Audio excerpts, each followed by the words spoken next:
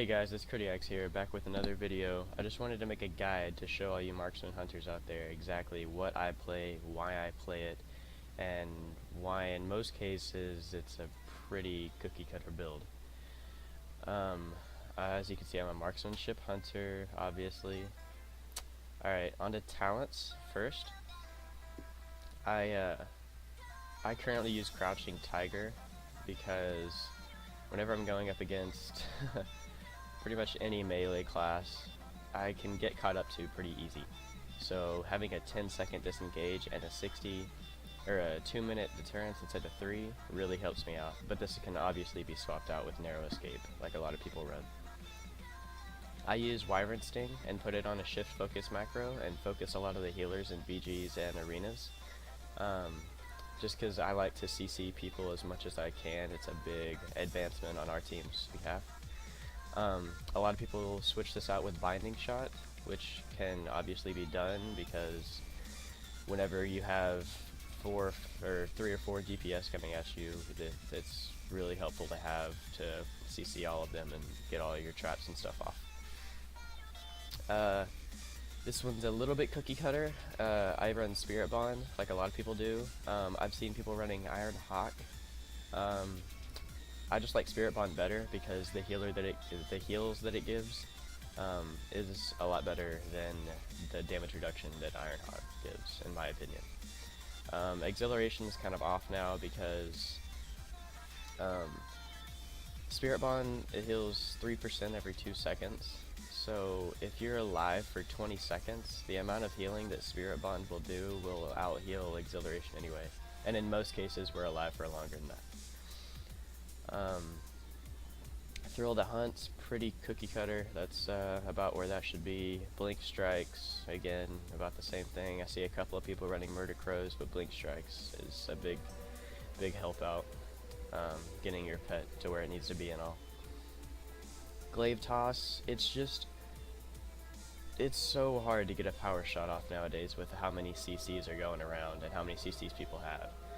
Barrage is about the same thing, it just doesn't do as much damage anyway as Power Shot, and it's a knockback, but Glaive Toss with its damage and the fact that it can hit more than 1 people and it's slow is a big advantage for me to have. Alright, moving on to Glyphs. I'm running Liberation, 5% of your health every time you disengage. I pretty much always have this up. Same for Animal Bond, having an extra 10% healing every time you have your pet out, every time somebody heals you. So if somebody puts a regrowth or whatever on you, it's going to heal for an extra 10% no matter what, which is a big advantage. Right now I'm running Glyph of No Escape. I was running some BGs. I like using this just because I can just throw somebody in a scatter trap, and right as soon as they get trapped I can hit Chimera and get an easy 130k crit. It's a big advantage in a 1v1, 1v2, 1v3, whatever you're doing.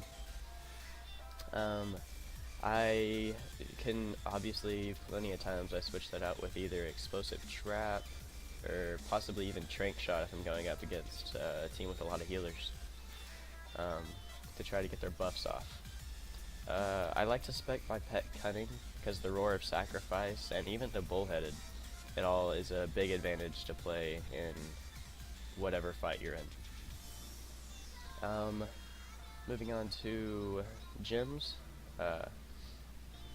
I personally like to use the Agile Primal Diamond. I see people using the Tyrannical gem, but I like to use the Primal Diamond better.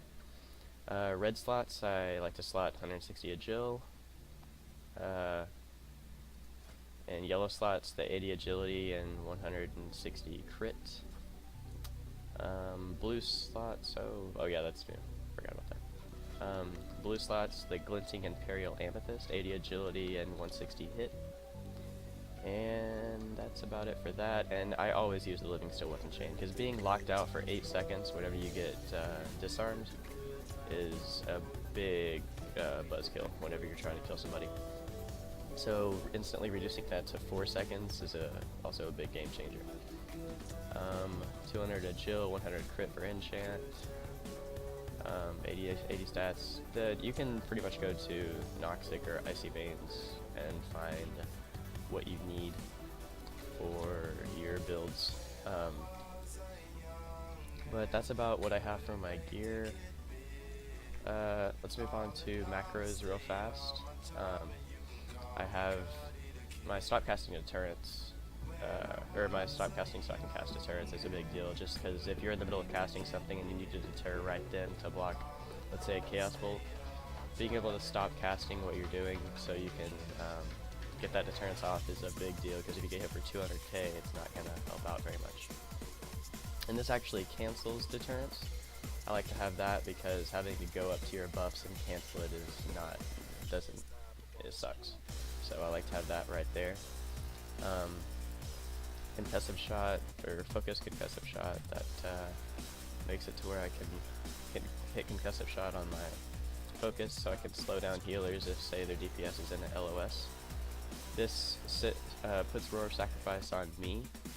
That way I don't have to target myself, and this just casts it normally. Kill shot, this stop casting so you can get a kill shot off. If somebody's below 20% health and you need to get that kill shot off before they get healed above that, being able to stop whatever you're casting and get that off is a big deal. My disengage concussive shot. Every time I disengage, this casts concussive shot on the target so they can get to me a lot slower, or so they can't get to me as fast. Helps out a lot.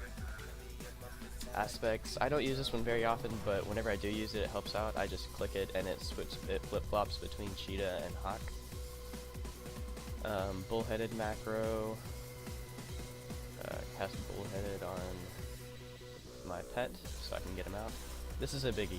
If you're ever running with a Paladin and they bop you, you don't want to have to like go look through your buffs to find it. If you just hit this, it cancels the bop that's on you and you can resume DPSing whenever you want.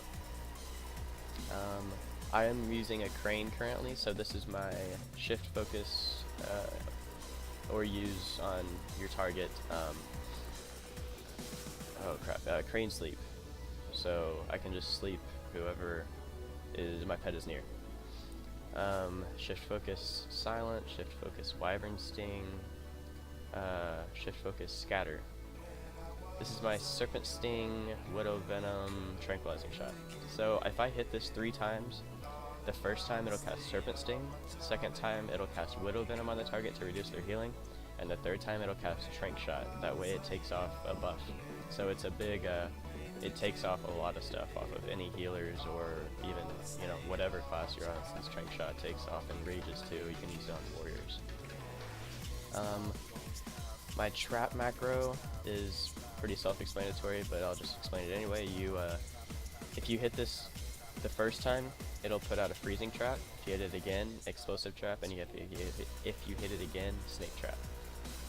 You can obviously flip-flop these, whichever trap you want,